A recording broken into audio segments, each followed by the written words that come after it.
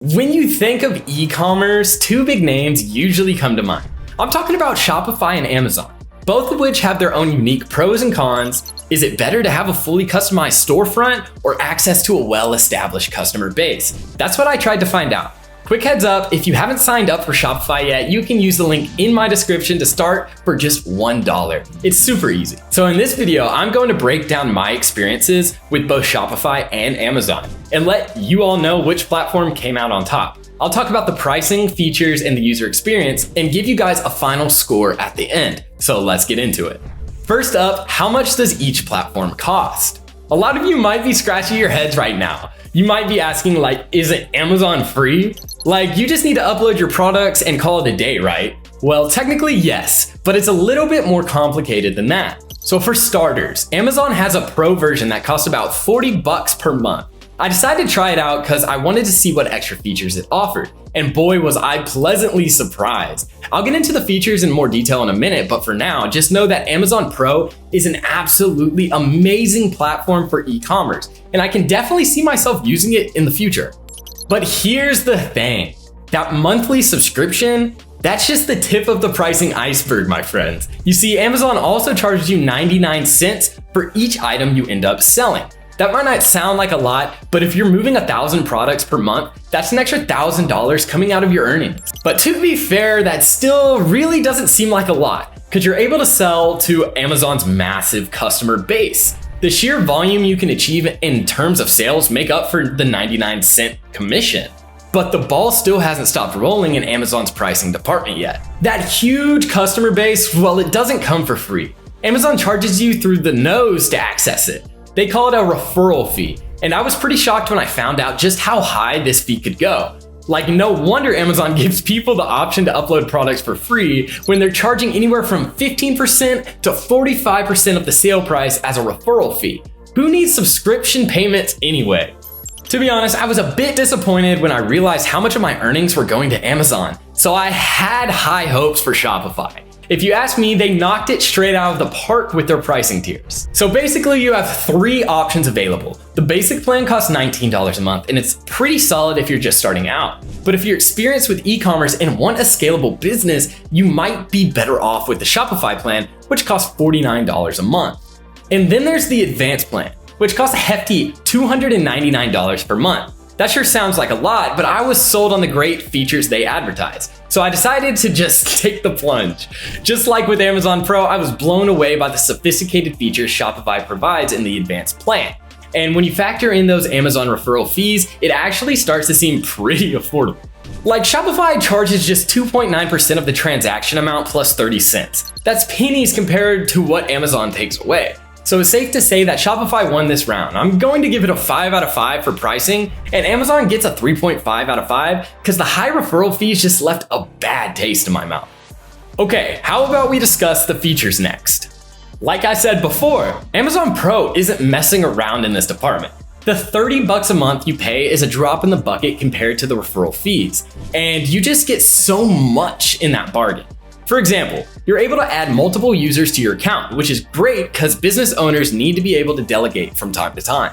And do you know how Amazon restricts certain products? Well, if you're a pro user, you can actually apply to sell those products. This opens up a whole new world of customers for you to target. And you can also compete to be featured offer of the day, which brings even more traffic to your page. From the point of view of a business owner, Amazon Pro's bulk inventory management is also a real dream come true.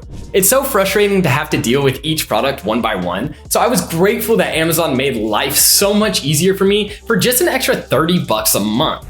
And the dynamic pricing is yet another great feature. The way Amazon's algorithm adjusts pricing is just subtle enough that you won't annoy any of your customers, so you can max out your profits while maintaining that all-important consumer trust. As for how your digital storefront looks, Amazon Pro gives you some enhanced branding options, but I just feel like it really can't measure up to Shopify here. I mean, Shopify lets you completely customize every single aspect of your page, and what's more, you don't need to mess around with any code to do it. Instead, you can just use the drag and drop interface to get your e-commerce page aligned with your visual branding. Although, as someone that loves to code, I did appreciate Shopify letting me alter the HTML and CSS scripts on my page. That's not the only thing Shopify beats Amazon at either. I felt like the reports and analytics I got were way better, because they went into more detail about how my customers were behaving. And the great thing is, you're not restricted from selling on Amazon if you have a Shopify account. In fact, you can integrate your Shopify store into Amazon, which gives you an independent e-commerce presence, plus the benefits of Amazon's hundreds and millions of customers. Oh, and by the way, Shopify has a proprietary payment plan called Shopify Payments, and if you use it, you'll pay 0% on all your transaction fees. I'm not kidding, Shopify's built-in payment processor completely cuts out third-party transaction fees, which just isn't something you can do over on Amazon. But at the end of the day, Amazon has great features too. It's just a matter of how much control you want over your business. If you're all right with being a seller on Amazon and raking in the cash, Amazon's features will work just fine for you. But if you want to be independent and also have a presence on Amazon, Shopify might be a better option. That's why I'm giving Shopify a 4.5 out of 5 here, while Amazon gets a 4 out of 5. Last but not least, I'm going to break down the user experience I had on each of the platforms. This might just be the hardest area to score because both platforms do so much to make the user experience seamless. Shopify outlines a step-by-step process to upload your first products as soon as you set up your account. And even if you're completely new to tech, you'll have no trouble adjusting your page's look with the drag and drop builder.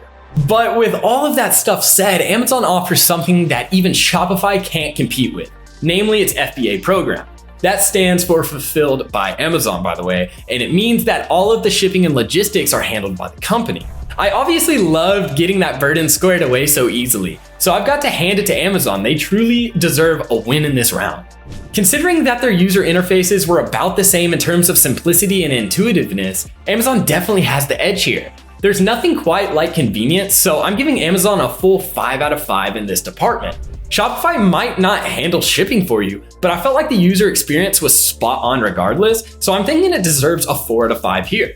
But despite Amazon's win in the last round, Shopify wins overall. With a final score of 13.5 out of 15, Shopify takes it home thanks to superior features and a more straightforward pricing model. And the user experience is amazing, by the way. It's just that Amazon got an extra point through FBA. Amazon's final score ended up being 12.5 out of 15, so it lost by a hair. If their pricing model wasn't so confusing, it might have had a good shot at winning, but that's just not how things went. Honestly, Shopify's next level features probably would have clinched the win anyway, so this was probably one of the toughest comparisons I've ever had to do. From where I'm sitting, Shopify is just the option I'm going to stick with, but that's just my opinion. And hey, if you haven't joined Shopify, now is the absolutely perfect time. Just use the link down below and get started for only $1. So there you have it. Will you give either of these platforms a try? I'd love to hear your thoughts if you do, but that's all I have for now. Thank you guys so much for watching, and I'll see you guys in the next one.